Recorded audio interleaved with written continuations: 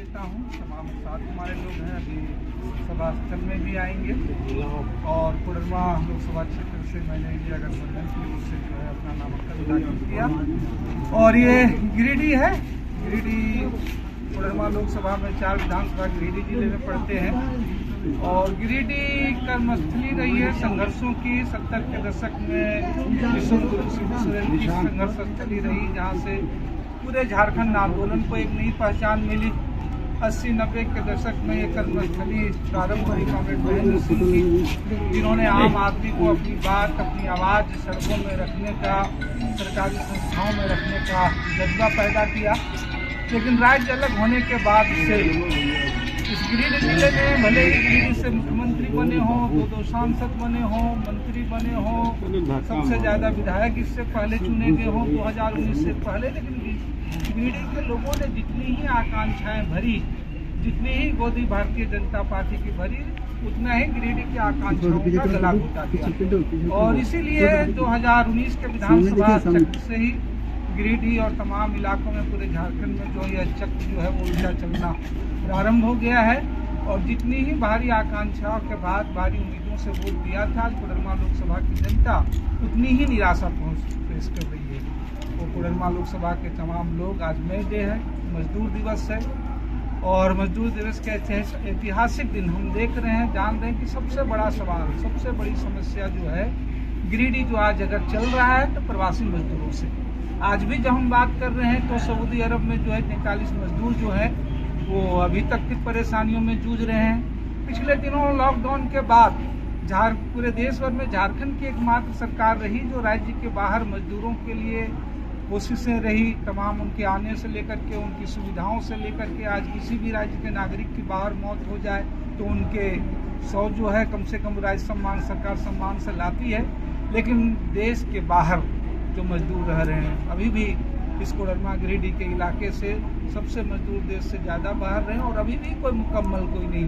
जो लोग 56 इंच का सीना बढ़ाते हैं, एक MOU तक उन कंपनियों उन तमाम लोगों से नहीं कर रहे हैं। तो इस बार के लोकसभा चुनाव में गिरिडीह के लोग, कोडरमा के लोग, झारखंड के पूरे लोग इंडिया गठबंधन के साथ, गांधी विधानसभा के उपचुनाव के साथ, भाजपा की जो कोशिश है जहां सत्ता से बेदखल कर दी जाती है वहां भी पिछले दरवाजे से कोशिश करती है, उन तमाम कोशिशों को नाकामयाब करेगी और कोडरमा, गिरिडीह, गांधी समेत पूरे झारखंड में इंडिया गठबंधन के पक्ष में।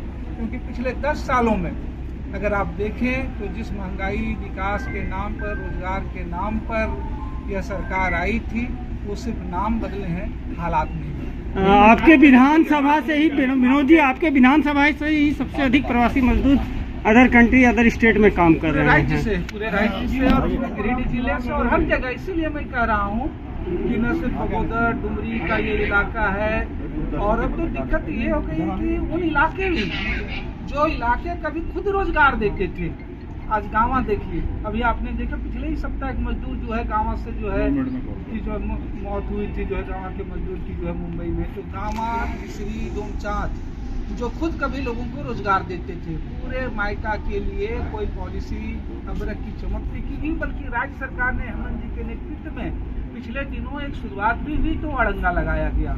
इसी तरीके से पूरे क्रेशर उद्योग के साथ ही। और सबसे बड़ी बात है कि झारखंड पहचान होती है औद्योगिक राज्य के रूप में, लेकिन ये जो इलाका है अभी भी गांधी बेंगाबाद का इलाका है, इचाक का इलाका है, गाँव का कुछ इलाका है, कृषि को लेकर के कोई केंद्रीय सरकार को ये सारी चीजें, भारतीय जनता पार्टी अब तक यहाँ सारी चीजें रही है। सीएम हेमंत सोरेन जेल में है, केजरीवाल जेल में है, आपके गठबंधन के क्या कहेंगे? बिल्कुल ये स्पष्ट है कि जनता जो है जवाब, जो है जेल का जवाब वोट से देगी। और आज भारतीय जनता पार्टी के खिलाफ जो भी मुखर हैं, जो लोग भी उसके विरोध में हैं, उनकी जगह जो है जेलों में है, उनके ऊपर प्रताड़ना है। आज यही है कि जो भारतीय जनता पार्टी के साथ हैं वो भ्रष्टाचार मुक्त हैं, और जो भी भाजपा के खिलाफ हैं, जो भी संघर्ष के खिलाफ हैं, जो लोग भी हक अधिकार के लिए लड़ रहे हैं, भारतीय जनता पार्टी की नजर में वो लोग भ्रष्टाचार। आरोप तो भ्रष्टाचार का, जमीन घोटाला का है, केजरीवाल आपने देखा झारखंड में, अगर आपने जिसमें आप हमसे पूछ रहे हैं तो इस राज्य में जब जब भी भ्रष्टाचार के सही मामलों की खिड़कियां खुली है और जैसे ही वो दरवाजे भारतीय जनता पार्टी के खिलाफ, भारतीय जनता पार्टी के लोगों तक जाने शुरू होते हैं, वो बंद हो जाते हैं। सबसे बड़ा उदाहरण होगा मनरेगा घोटाला। जिस मनरेगा घोटाला में आज अधिकारी जेल में है। मैंने स्वयं विधानसभा सदस्य रहते हुए चंद्रा के घोटाले की जांच की थी। मैंने विधानसभा में उसकी रिपोर्ट पेश की थी। हमारी समिति की रिपोर्ट पे जो है